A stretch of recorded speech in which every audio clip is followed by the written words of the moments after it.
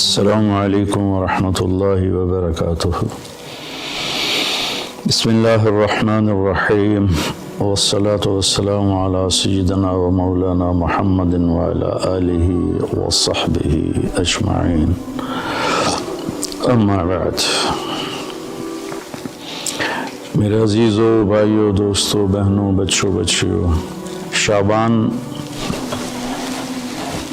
سے پہلے ہی اللہ کے نبی جب رجب کا مہینہ آتا تھا جو اس سے پہلے گزرا ہے تو اس میں یہ دعا فرمایا کرتے تھے، اللہم بارک لنا فی رجب و شعبان وبلغنا رمضان۔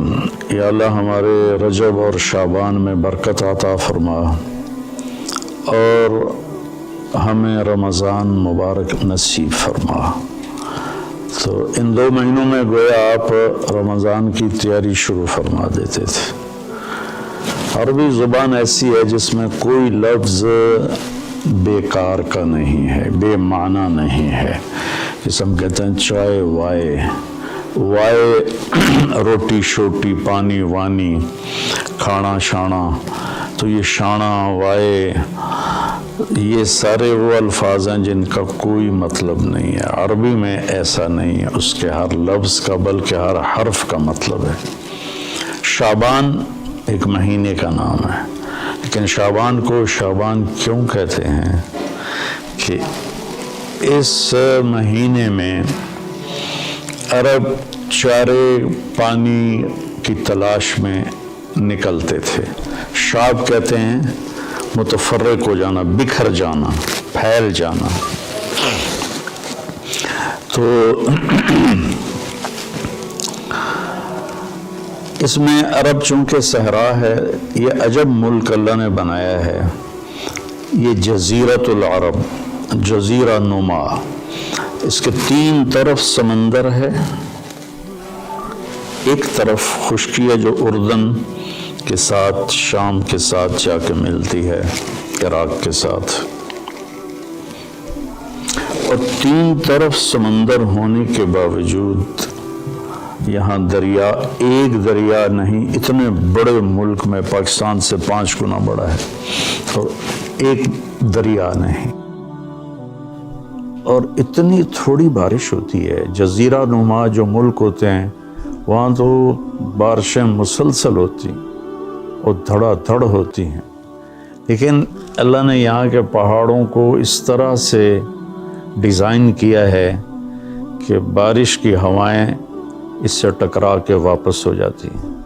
اللہ نے اس خطے کو لق و دق صحرا بنایا، آج بھی صحرا ہے بہت، الربع الخالی، یعنی 1/4 حصہ سعودی عرب کا خالی پڑا ہوا ہے، اس کا نام ہی ہے 1/4 خالی حصہ، وہاں زندگی نشو و نمائی نہیں پا سکتی۔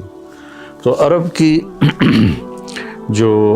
کا جو جغرافیائی ایک تھا سٹرکچر، اس میں وہ کسی ایک جگہ رہ نہیں سکتے تھے، چند ایک شہر تھے جو آباد تھے، باقی وہ ہر وقت وہاں پانی ہے تو پورا قبیلہ وہاں چلا جاتا تھا، پھر پانی ختم ہو گیا، پھر پانی پہ لڑائی جھگڑے، پھر کسی اور جگہ پانی کا سراغ ملا وہاں چلا گیا۔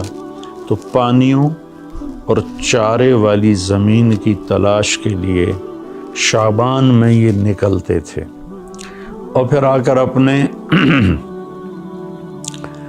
سردار کو خبر دیتے کہ وہاں چارہ ہے، وہاں پانی ہے، پھر پورا قافلہ موو کر کے وہاں چلا جاتا تھا۔ اور یہ موبائل تھے خانہ بدوش، اور ان کی بستیاں، ان کے شہر خیمے ہوتے تھے، اور چونکہ یہ فطرت پر تھے، چونکہ کوئی وہاں ایسی چیز نہیں تھی جو ان کی فطرت کو مسخ کرے، جیسے میں شہری زندگی نے ہماری فطرت کو بالکل ادھورا کر کے رکھ دیا ہے۔ ہم نے آج تک چمکتا چاند نہیں دیکھا، تاروں بھری اندھیری رات نہیں دیکھی، ستاروں کی مسکراہٹ نہیں دیکھی، سورج چاند کی خوبصورت نورانی ہم نے اس کی شعاعیں نہیں دیکھیں، کرنیں نہیں دیکھیں۔ تو وہ لکو تک میدان تھا. افلا ينظرون الى الابل کیف خلقت. اب اس ماحول میں رہ کر آپ اس آیت کو سمجھے. اونٹ ان کی سواری تھی تو اللہ فرماتا ہے اے اونٹ تو دیکھو کیسے بنا ہے، کس نے بنایا ہے. وَإِلَى السَّمَاءِ كَيْفَ رُفِعَتْ. جب تم صحرا میں سوتے اور اوپر تاروں بھری رات ہوتی ہے یا 14ویں کا چاند ہوتا ہے، یہ کس نے اوپر کھڑا کر دیا. وَإِلَى الْجِبَالِ كَيْفَ نُصِبَتْ. یہ تمہارے چاروں طرف پہاڑ ہیں کالے سیاہ، یہ کس نے کھڑے کیے، کیسے کھڑے ہو گئے. وَإِلَى الْأَرْضِ كَيْفَ سُطِحَتْ. اور یہ زمین بچھونا کیسے بن گئی، اس میں تم سفر کرتے ہو، ہم نے تمہارے لیے زمین کو سکیڑ دیا.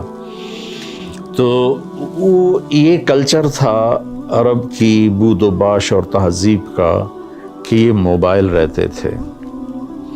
جب ایک جگہ بستی آباد ہوتی تھی تو جو فطرت میں ہوتا ہے نا، اس میں مزاج عشق بہت طاقتور ہوتا ہے.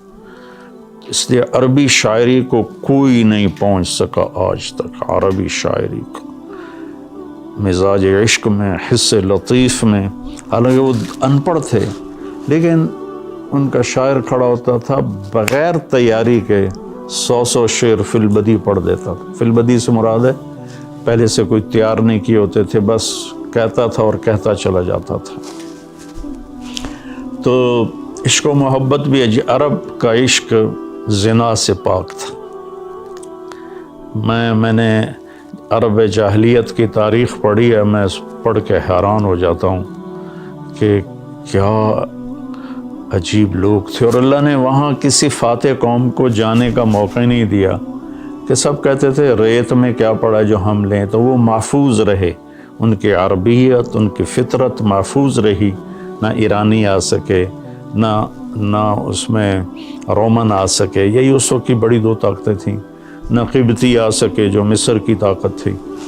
تو اپنی فطرت میں تھے. تو ان میں عشق و محبت کے جو اشعار ہیں نا، وہ ایسے ٹکڑے ٹکڑے کر کے رکھ دیتے ہیں. ترجمہ نہیں عربی، اگر عربی کی فہم ہو تو آدمی روئے بغیر رہ نہیں سکتا ہے. تو جب وہ ایک جگہ کو چھوڑتے تھے اور دوسری جگہ شفٹ ہو جاتے تھے، پھر جب وہاں سے اسی قبیلے کے کسی شاعر کا گزر ہوتا تو وہ ایک دم وہاں گم ہو جاتا. پرانی بستی، پرانا منظر، خیمے اور محبوب کا آنا جانا، تو ایک دم ان کی زبان پھڑک اٹھتی تھی. عرب کا سب سے مشہور